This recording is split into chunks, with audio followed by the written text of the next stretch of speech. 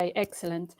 So today I'm going to present to you the results of our new algorithm, Missense3D-PPI, which is a new structure-based prediction algorithm to assess the impact of variants, human variants, on protein-protein interfaces.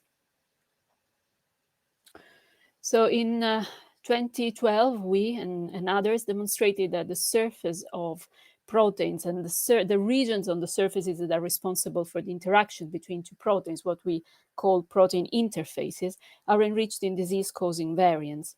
And the identification of these variants, the ones that are pathogenic, it's particularly important because they can disrupt biological networks. And this is a very important cause of disease in humans.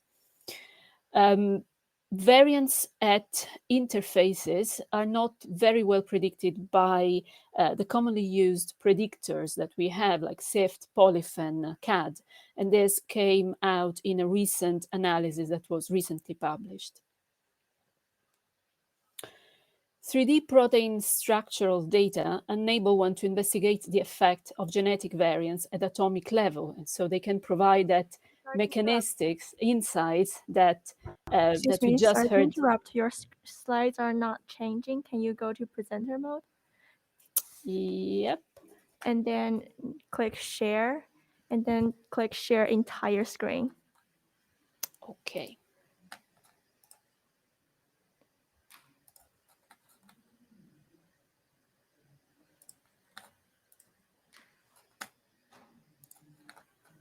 Is this showing now? Can you go to the next slide? First slide, second slide. Yep, it's changing now. Thank you. You're good to go. Okay, excellent. All right, sorry about this. So what I was saying is that the availability of 3D protein structural data enables one to investigate the effect of genetic variants at atomic level. When we looked at the coverage of the human proteome, the structural coverage at residue level, and we consider experimental structures and accurate models, including the AlphaFold models, the structural coverage at residue level for the human proteome is approximately 50%. In 2019, we released Missense3D. This is our algorithm for the interpretation of missense variants on a single protein chain. Since the algorithm was launched, the paper has had over 180 citations and over 8,000, almost 8,000 users just in the last 12 months. When it comes to predicted effect of variants at interface, there have been algorithms developed over the last few years that use structural data for these tasks, like ISMB, BitMusic, MutaBind2. The majority of the algorithms that we have assess the effect of the interface variant by calculating the change in energy stability, so what we call the delta G between the wild type and the mutant. And these algorithms, the majority, are trained using thermodynamic databases for wild type and mutant proteins like Scampi, Protherm, Thermo, MuteDB. The problem is that some studies have shown that when these algorithms are used on independent variant data sets, they performed poorly when they have been trained on these thermodynamic databases. So here I'm presenting the results for the Missense3D-PPI, our new algorithm. In order to develop this, we collected around 4 million from Nomad, ClinVar, UniProt, and then we collected experimental structures of human proteins from PDB. We mapped variants onto complexes, and we only use very good complexes, experimental structures with an accuracy less than 2.5 angstrom, a resolution less than 2.5 angstrom. And our final data set included 724 pathogenic and 577 benign interface variants on 441 human proteins and 533 PDB protein-protein complexes of human proteins only. We wanted to make sure that there was no overlap in homologous proteins between the training and testing set. So we used the HH suite to identify homology among proteins in our initial data set. And then we divided the data set in training and testing in a 3-to-1 ratio. Very briefly, when we look at the Missense3D algorithm and how it works, the algorithm identifies the query residue. It removes the side chain, and it removes the side chain of all the residues that are 5 angstrom distance from the query. And it then introduces the muted side chain and repacks the structure. So now we have the wild-type complex and the mutant complex, and we can do a structural comparison. Missense3D-PPI is only for a variant at interface, and an interface residue, the definition that we had is any surface residue with a relative surface accessibility equal or greater than 9%, which is a cutoff that has been widely used in the literature, and a residue that displays a difference in RSA greater than 5% between the monomeric and complex structure. We also divided our interface residues in core and rim, where a core interface residue is a surface residue that, upon formation of a complex, becomes buried. We tested all these structural features that are listed in this slide for all residues at interface, so core and rim, and we have the usual suspects. We have breakage or formation of salt bridges, H bonds, cysteine bonds, clashes, cavities, but we also looked at replacement of specific residues like threonine and tryptophan that we know from the literature are important for the interface. Arginine is also an important residue at interface, but arginine is captured, and the substitution of an arginine is already captured by other of these other structural features that are already listed here, like a charge introduced or replaced. So we didn't have a single feature for arginine replacement.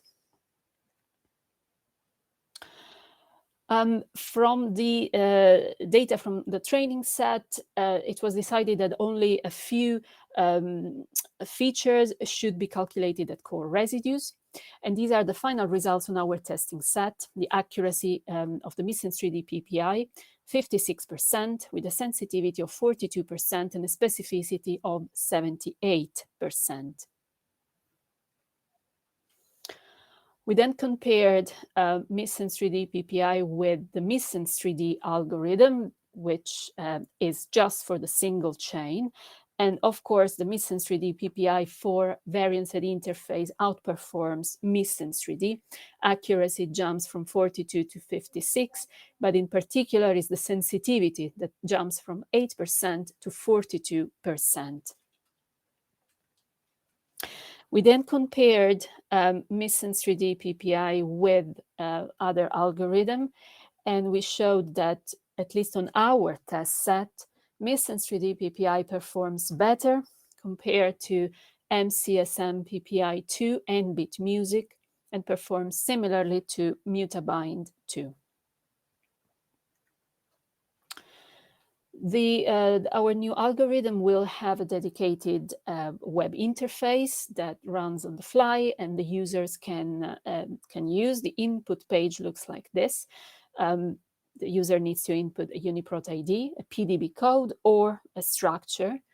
So upload a file, a structural file, or a model, 3D model.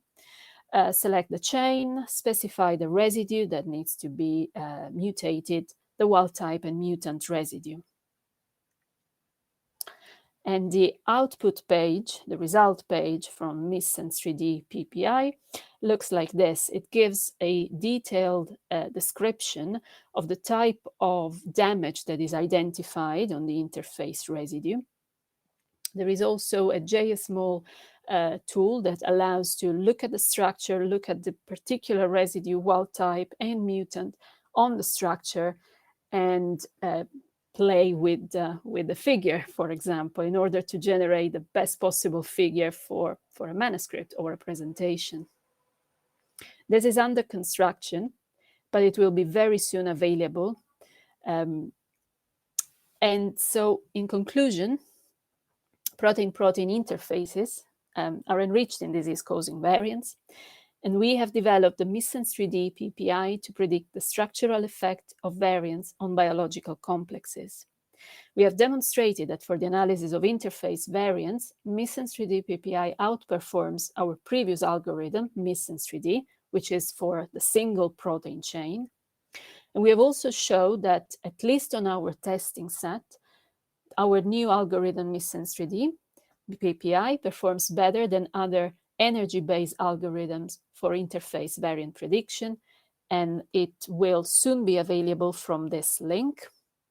And it, as I said, it runs live and gives the results in just a few seconds. So I would just like to thank a few members of the Sternberg's lab, Dr. Cecilia Pennica and Dr. Gordon Hanna, who are two postdocs in the lab, and Dr. Sohail Islam, and of course the Wellcome Trust, the BBSRC. And if you want to learn more about Missense3D and the other tools that we have available, right now, I think it just starts the Fire to Missense3D and Wire presentation in the technology track. Thank you.